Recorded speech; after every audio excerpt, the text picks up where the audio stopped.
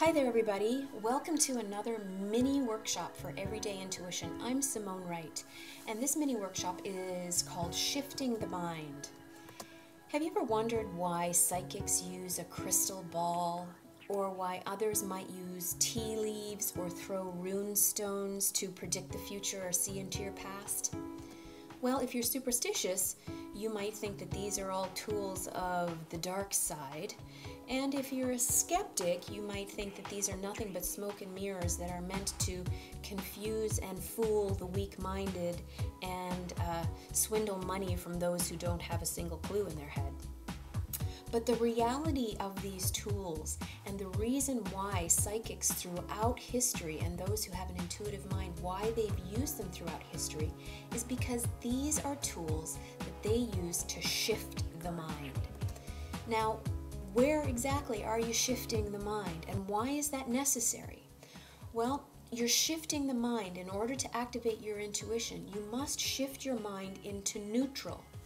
You must shift your mind out of that thinking state, that state where the majority of us spend virtually all of our time, that mindset that is thinking and analyzing and processing and pondering, and that mindset that constantly chatters to us, that constantly fills our mind with noise and thought and action and analysis and ideas that unfortunately keep this small, quiet, whispering voice of our intuition completely obliterated. Our intuition does not speak loudly. It speaks very calmly, very neutrally, and with very, very little emotion. And so if your thinking mind is chattering and blathering on, your intuitive mind will not be able to get a word in edgewise.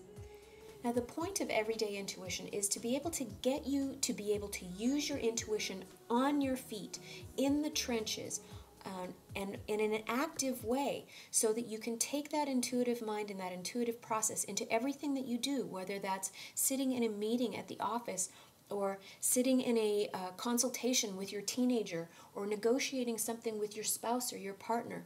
You've got to be able to use your intuition to solve problems on the go.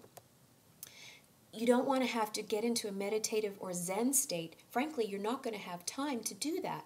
So you want to be able to shift the mind while you're in the midst of a crisis or a situation that needs to be solved, so that you can access your intuitive mind whenever you need it. Now, why we're shifting the mind and where we're shifting the mind is we're shifting it into a neutral, open, and receptive state.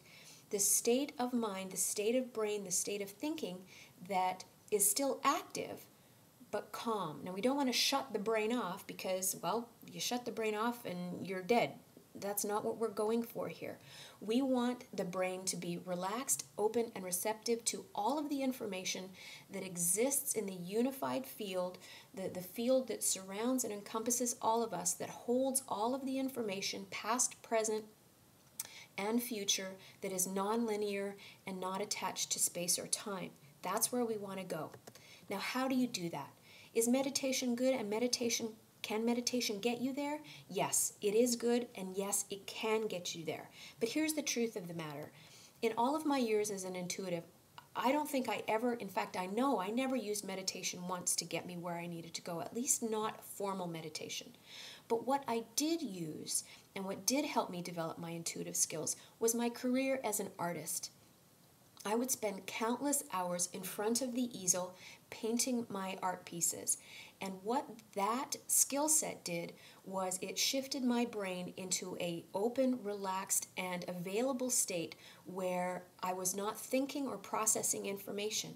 And in those moments, in those times in front of the easel, I would get countless intuitive hits. I would get all sorts of intuitive information that I could then take into the world.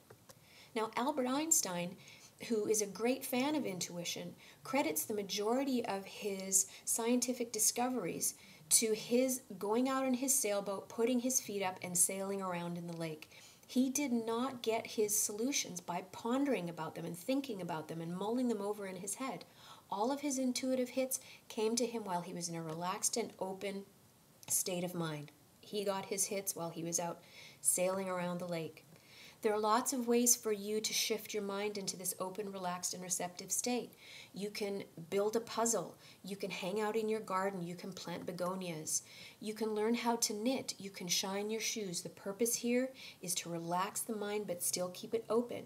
You can go ride your bike. You can go fly a kite. You can organize your closet or rebuild a car. Again, the idea is to be able to keep your mind active and open but relaxed without you having to think too much or process information. You can take a shower or go shoot some hoops. You can take a nap or you can dream.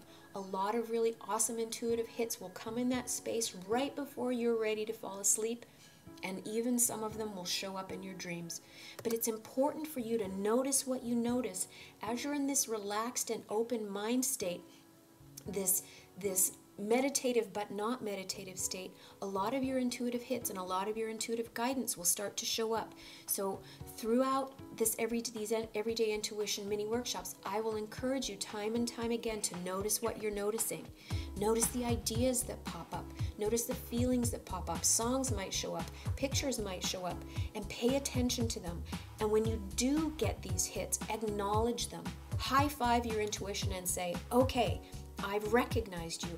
I've felt something. I've gotten that idea. I'm going to pay attention to it. I'm going to acknowledge it.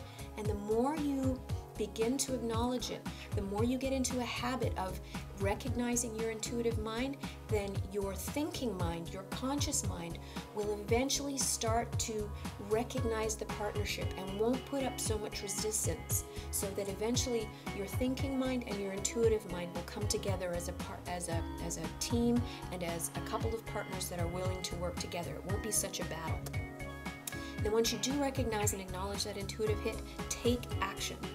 And then after you've taken action, pay attention to the results. Do you get the results? Was the hit accurate?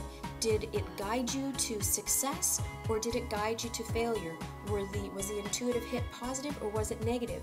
And after you've noticed this, and after you've learned how to recognize how these things feel, then over time, you'll be able to identify the intuitive hits that are dead on and that are accurate, and the ones that aren't. You'll be able to recognize the ones you need to pay attention to and the ones that you need to disregard because they're attached to your will or to wishful thinking or to old patterns and habits.